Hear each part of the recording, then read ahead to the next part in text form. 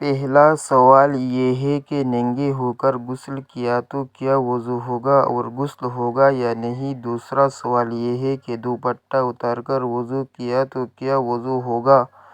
اور تیسرا سوال یہ ہے کہ کیا باتھ روم میں وضو کیا تو وضو ہو جائے گا؟ میرے عزیزو ساتھیو، السلام علیکم ورحمۃ اللہ وبرکاتہ۔ اب پہلا سوال یہ ہے کہ ننگے ہو کر غسل کیا تو کیا وضو ہوگا اور غسل ہوگا یا نہیں؟ اب اس کے دو پہلو ہیں، ایک تو ننگے ہو کر غسل کیا ہوگا اور دوسرا کہ ننگے ہو کر وضو ہوگا یا نہیں۔ تو حضرت سیدنا حذیفہ رضی اللہ تعالی عنہ فرماتے ہیں کہ میں نے رمضان المبارک میں حضور اقدس صلی اللہ علیہ وسلم کے ساتھ نماز پڑھی تو سرکار دو عالم صلی اللہ علیہ وسلم نماز پڑھنے کے بعد کھڑے ہوئے اور غسل فرمانے لگے۔ جب حضور اقدس صلی اللہ علیہ وسلم غسل کر رہے تھے تو میں پردہ کیے کھڑا تھا، یعنی چادر پکڑ کر کھڑا تھا۔ اللہ کے نبی صلی اللہ علیہ وسلم غسل فرماتے رہے اور میں نے پردہ کیے رکھا۔ جب اللہ کے نبی صلی اللہ علیہ وسلم نے غسل مکمل کر لیا تو پھر مجھے فرمایا کہ حذیفہ، کچھ پانی بچ گیا ہے، اگر تم چاہو تو اسی سے غسل کر لو، اور اگر چاہو تو اس میں کچھ اور پانی ملا لو، یعنی پانی کو بڑھا لو۔ تو میں نے اللہ کے نبی صلی اللہ علیہ وسلم کی بارگاہ میں عرض کی کہ یا رسول اللہ، جو پانی آپ کے غسل سے بچ گیا ہے، یہ پانی مجھے کسی اور پانی سے، یعنی دوسرے پانی سے زیادہ محبوب ہے۔ تو یوں میں اسی پانی سے جو اللہ کے نبی صلی اللہ علیہ وسلم نے بچایا تھا اسی سے غسل کرنے لگا۔ تو جب میں غسل کرنے لگا تو اللہ کے نبی صلی اللہ علیہ وسلم چادر تان کر کھڑے ہو گئے، یعنی پردہ کرنے لگے۔ تو میں نے حضور اقدس صلی اللہ علیہ وسلم کی بارگاہ میں عرض کی کہ یا رسول اللہ، آپ میرے لیے یوں پردہ نہیں کریں، یعنی یہ تکلیف آپ نہیں کریں۔ تو اللہ کے نبی صلی اللہ علیہ وسلم نے فرمایا کہ نہیں حذیفہ، جب میں غسل کر رہا تھا تو میرے لیے پردہ کیا، اب تو غسل کر رہا ہے تو میں لازمی یعنی ضرور تیرے لیے پردہ کروں گا۔ تو یہ جو ننگے ہو کر غسل کرنا ہے یا اس کے جو مسائل ہیں، یہ اس وقت جب تک ہمارے ہاں واش روم کا یا باتھ روم کا رواج یا ٹوائلٹ کا رواج نہیں آیا تھا۔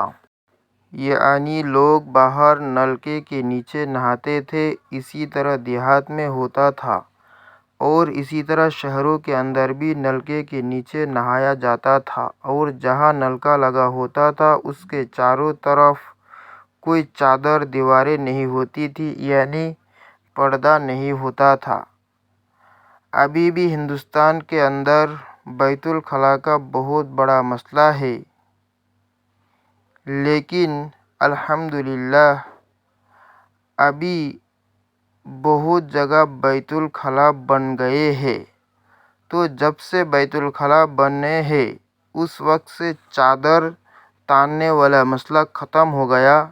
اب آپ مکمل طور پر اپنا لباس اتار کر غسل کر سکتے ہیں۔ پہلے ہمارے جو بزرگان تھے وہ کیا کرتے تھے، جب غسل کرتے تھے تو ایک چادر وہ تان لیتے تھے، اور غسل کرنے والا بھی کوئی نہ کوئی لنگی یا باندی سے اپنے پردے کا اہتمام کر لیا کرتے تھے، اور عورتیں چارپائی کھڑی کر لیتی تھیں۔ لیکن اس میں یہ ہوتا تھا کہ اگر گزرتے ہوئے کسی بھی شخص کی نظر پڑ جاتی تو دیکھنے والا بھی گنہگار ہوتا تھا، اور جس کا سطر دیکھا جا رہا ہے اگر وہ اس کو دیکھ لیتا ہے تو وہ بھی شرمندہ ہوگا۔ اسی طرح چادر اگر تانی ہوئی ہے تو چادر گر جائے تو ان باتوں کو یا اندیشوں کو ذہن میں رکھ کر جو ہمارے بڑے تھے وہ نہاتے ہوئے کیا کرتے تھے، وہ لنگی باندھ لیتے تھے۔ لیکن ہمارے ٹوائلٹس ہیں، واش رومز ہیں، باتھ روم ہیں، ان کی چاروں دیواریں ہوتی ہیں، ان کے ساتھ دروازہ ہوتا ہے، وہ مکمل چاروں طرف سے پردہ ہوتا ہے، اور اگر اس کے اندر روشن دان بھی ہو تو وہ بھی 6 فٹ سے اونچا ہوتا ہے۔ تو اس میں جسم نظر آنے کا اندیشہ نہیں ہوتا، کوئی امکان نہیں ہوتا۔ تو اس لیے پہلی بات تو آپ یہ سمجھ لیں کہ مکمل طور پر اپنا لباس اتار کے ننگے ہو کر غسل کرنا بالکل جائز ہے۔ ٹھیک ہے، جہاں پہ کسی کی جان پڑنے کا یا بے پردگی کا امکان نہ ہو۔ جب آپ کا غسل مکمل ننگے ہو کر ہو گیا تو غسل کے کتنے فرض ہیں؟ 3۔ جب وہ 3 فرض آپ کے پورے ہو گئے اور آپ کا غسل ہو گیا تو پھر وضو تو خود بخود ہی ہو گیا۔ غسل کرنے کے بعد وضو کرنا ضروری نہیں ہے۔ جب آپ نے غسل کر لیا تو وضو ہو گیا، تو جب ننگے ہو کر غسل ہو جاتا ہے تو وضو کیوں نہیں ہوگا؟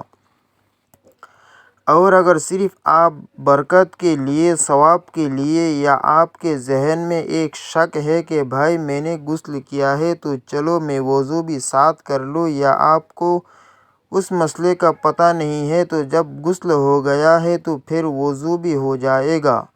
تو جو اصل مسئلہ ہے وہ یہ ہے کہ جب ہم غسل کر لیتے ہیں تو پھر غسل کے بعد وضو کی ضرورت نہیں رہ جاتی، کیونکہ جو اعضاء ہم نے وضو کے دوران دھونے ہوتے ہیں وہ غسل میں سارے دھل جاتے ہیں۔ تو اس لیے جب غسل کیا جاتا ہے تو وضو خود بخود ہی ہو جاتا ہے۔ لیکن بعض لوگ ابھی بھی پہلے غسل کر لیتے ہیں پھر وضو کر لیتے ہیں۔ تو اگر کچھ لوگ ثواب کی نیت سے کرتے ہیں تو وہ کر سکتے ہیں، لیکن جب آپ نے ایک بار غسل کر لیا تو پھر آپ کو دوبارہ وضو کرنے کی ضرورت نہیں ہے۔ تو لہٰذا جو پہلا سوال ہے کہ ننگے ہو کر غسل کیا تو وضو ہوگا یا نہیں، تو وہ واضح کر دیا ہے۔ روایت بھی آپ لوگوں کے سامنے رکھ دی ہے کہ جب آپ نے ننگے ہو کر غسل کر لیا تو آپ کا جب غسل ہو گیا تو وضو خود بخود ہی ہو گیا۔ اب دوسرا سوال یہ ہے کہ دوپٹہ اتار کر وضو کیا تو کیا ہوگا؟ دیکھیے، آپ نے دوپٹہ اتار کر وضو کیا ہے تو وضو 100% ہو جائے گا۔ عورت کے سر پر دوپٹہ ہونا یا نہ ہونا، اور اسی طرح مرد کے سر پر ٹوپی کا ہونا یا نہ ہونا، یہ وضو کی شرائط میں سے نہیں ہے۔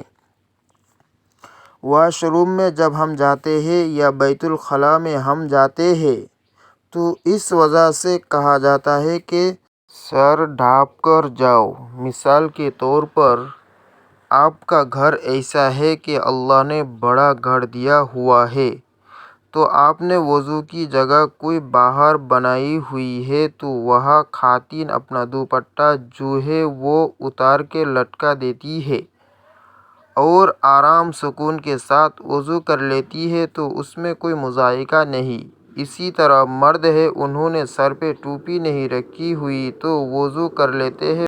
مسجد میں دیکھیے 90% لوگ ننگے سر آتے ہیں اور آ کر وضو خانے میں وضو کر رہے ہوتے ہیں۔ تو جب مردوں کا ہو جاتا تو عورتوں کا وضو کیوں نہیں ہوگا؟ یہ جو بات کہی جاتی ہے کہ سر ڈھانپ کر وضو کرے، وہ اس لیے کہی جاتی ہے کہ ہمارے ہاں بہت کم ایسا انتظام ہے کہ وضو خانے علیحدہ ہو یا وضو کے لیے ٹوٹی علیحدہ لگی ہوئی ہو اور وہاں وضو کیا جا رہا ہو، یا بیت الخلاء علیحدہ ہے، نہانے کی جگہ علیحدہ ہے۔ آج کل یہ سارا کچھ آل ان ون ہے، یعنی واش روم کے اندر ہی سب کچھ ہوتا ہے۔ تو کیونکہ جب ہم نے واش روم جانا ہوتا ہے تو واش روم کے لیے سنت کیا ہے کہ سر ڈھانپ کر جائیں، تو اس کے لیے جب آپ واش روم میں جا کے وضو کریں گے تو واش روم جو ہے وہ جنت کا مسکن ہے، حدیث پاک کے مطابق۔ اور دوسرا یہ کہ اللہ کے نبی صلی اللہ علیہ وسلم کی سنت ہے کہ واش روم میں سر ڈھانپنا چاہیے۔ تو اس کا نفع یہ ہوگا کہ اگر آپ واش روم گئے ہیں تو آپ کو استنجا کرنا پڑ جاتا ہے، تو آپ رفع حاجت کے لیے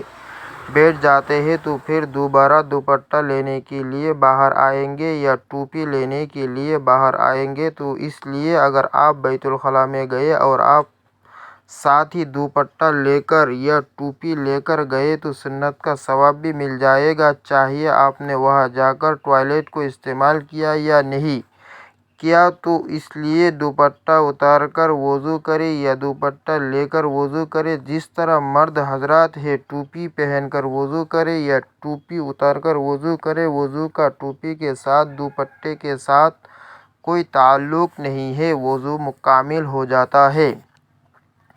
अगला तीसरा सवाल बड़ा अहम है कि बाथरूम में वज़ू किया तो क्या वज़ू हो जाएगा। बाथरूम जिसमें सिर्फ WC लगा होता है या कमोड लगा होता है और उसके अलावा कोई निज़ाम नहीं होता, वहाँ तो वज़ू करना नहीं चाहिए। और ऐसी सूरत हाल उमूमी तौर पे हमारे घरों में नहीं होती, जहाँ पे WC लगा होता है या कमोड लगा होता है, उसके साथ ही बेस लगा होता है, टूटी लगी होती है, वज़ू की जगह होती है और दोनों के दरमियान में अमूमी तौर पे शावर लगा होता है नहाने के लिए।